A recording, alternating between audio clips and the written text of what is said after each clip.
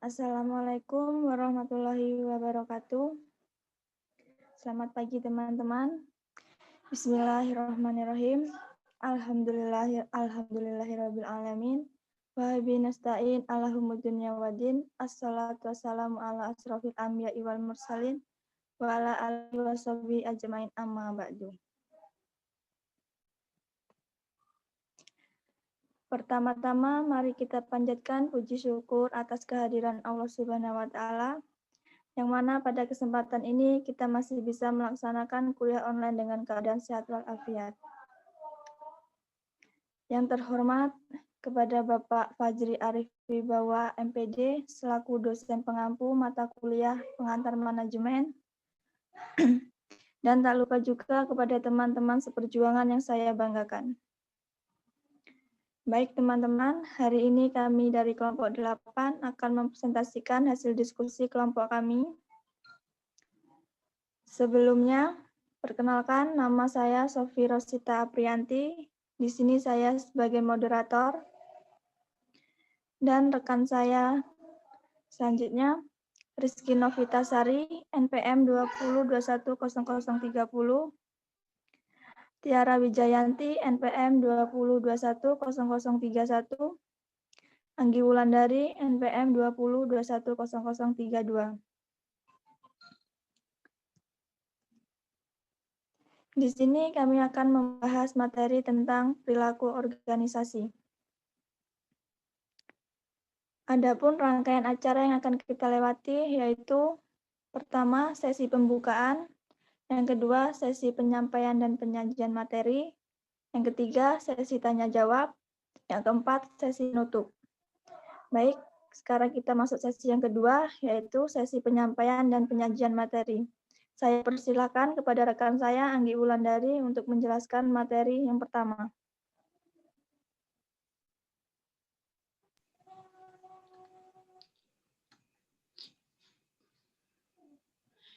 Baik, di sini saya akan menjelaskan materi pertama. Di slide pertama, pengertian perilaku organisasi. Perilaku organisasi adalah suatu bidang studi yang mengamati tentang pengaruh perilaku individu, kelompok, dan perilaku dalam struktur organisasi dengan maksud untuk mendapatkan pengetahuan guna memperbaiki keaktivitasan organisasi. Pada perilaku keorganisasian dikembangkan teori-teori, metode, dan teknik ilmu pengetahuan sosial dalam peristiwa-peristiwa antara perorangan, dalam hubungan perorangan, sampai pada hubungan kebudayaan. Konsep dasar keorganisasian. A. Hakikat meliputi pemahaman tentang poin pertama, perbedaan individu, bahwa setiap orang berbeda satu dengan yang lain. Poin kedua, orang seutuhnya adalah orang berfungsi sebagai makhluk manusia seutuhnya. Poin ketiga, perilaku termotivasi adalah orang berperilaku karena suatu dorongan yang berangkat dari suatu kebutuhan. Poin keempat, manusia memiliki nilai martabat. B. Hakikat organisasi meliputi pemahaman tentang poin pertama, sistem sosial. Artinya bahwa organisasi adalah sistem sosial yang dibentuk untuk kepentingan bersama. Poin kedua, kepentingan bersama. Artinya bahwa organisasi membutuhkan orang-orang dan orang-orang membutuhkan organisasi. C. Pendekatan studi perilaku organisasi. Poin pertama, pendekatan yang menandai perkembangan awal dari studi perilaku yang merupakan pendekatan perspektif teoritis dan makro. A. Pendekatan tradisional. B. Penerapan pembagian kerja. C. Pendekatan hubungan kerja kemanusiaan, human relation approach. D. Pendekatan perilaku organisasi, organization behavior approach. Baik, akan saya kembalikan ke moderator.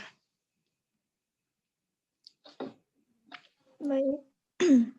Slide selanjutnya akan dijelaskan oleh saudari Novitasari.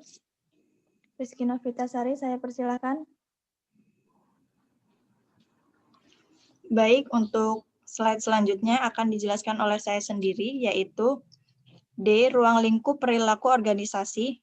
Poin pertama, perilaku individu. Studi perilaku individu adalah studi tentang kepribadian individu, pembelajaran, sikap, motivasi, dan kepuasan kerja. Poin kedua, perilaku antar individu.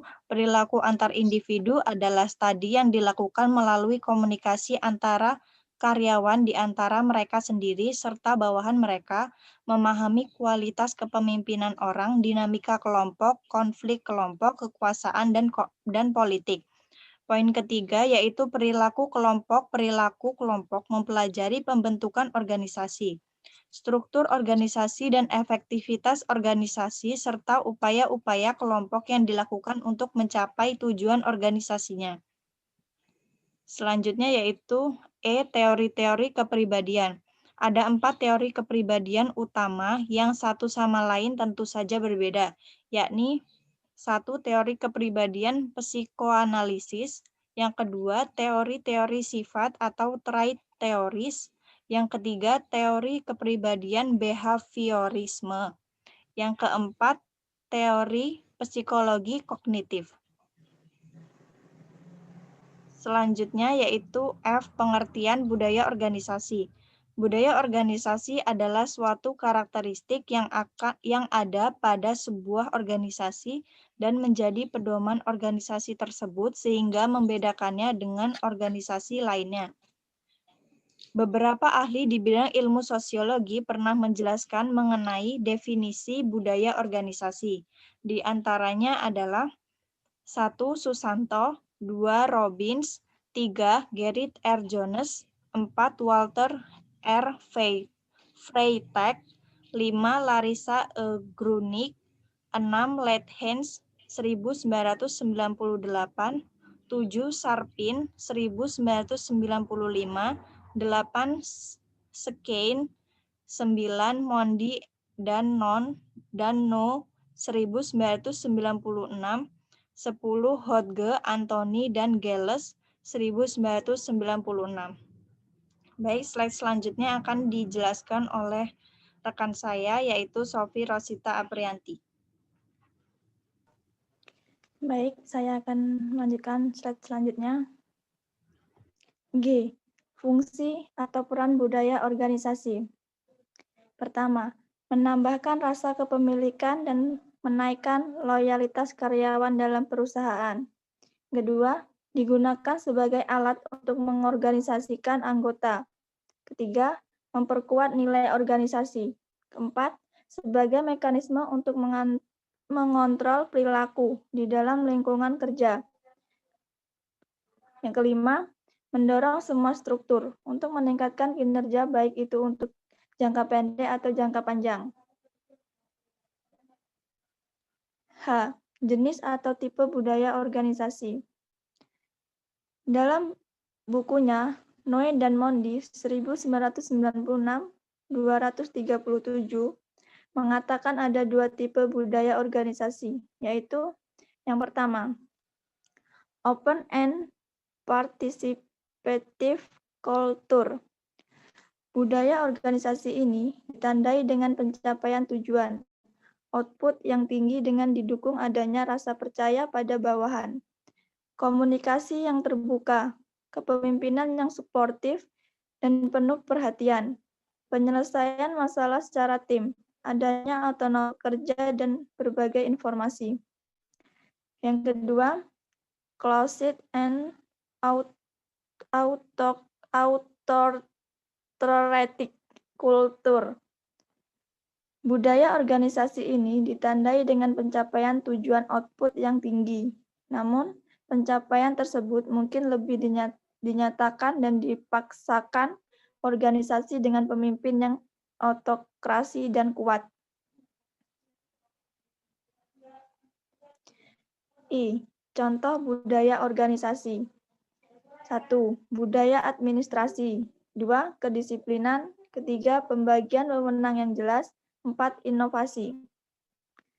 Baik, untuk slide selanjutnya, saya persilakan untuk rekan saya, Tiara Wijayanti. Baik, terima kasih. Saya ambil alih. Saya akan membacakan slide selanjutnya. J. Ciri-ciri budaya organisasi.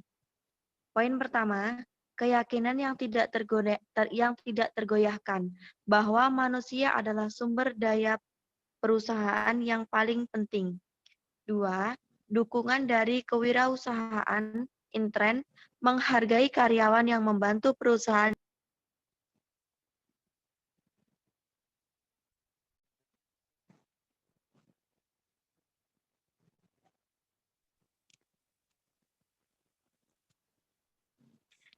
tercapai misinya. Ketiga, pengendalian yang lebih didasarkan pada loyalitas dan komitmen ketimbang pada aturan dan kepatuhan. Keempat, komitmen pada karyawan terhadap tujuan lebih tinggi ketimbang komitmen mereka terhadap tujuan kelompok pribadi. Kelima, komitmen manajemen puncak untuk meyakinkan kebanggaan di kalangan semua karyawan. Keenam, komitmen manajemen puncak untuk menghasilkan produk atau layanan yang unggul lainnya. Ketujuh, keyakinan akan kepentingan ritual, upacara, dan pahlawan perusahaan. Kedelapan, keyakinan akan pentingnya informasi kabar baik maupun kabar buruk. Kesembilan, kesadaran bahwa komunikasi ke atas lebih penting daripada komunikasi ke bawah. 10. Dukungan manajemen puncak atas pelatihan dan pengembangan. Poin selanjutnya, Frank Cat dan James Rosenwald dalam Siswanto dan Sucipto 2008.2146 menyimpulkan ada 8 ciri-ciri budaya yang membawa sukses, yaitu 1. Kecenderungan untuk bertindak. 2. Dekat kepada pelanggan. 3. Otonomi dan kewirausahaan. 4. Produktivitas melalui orang.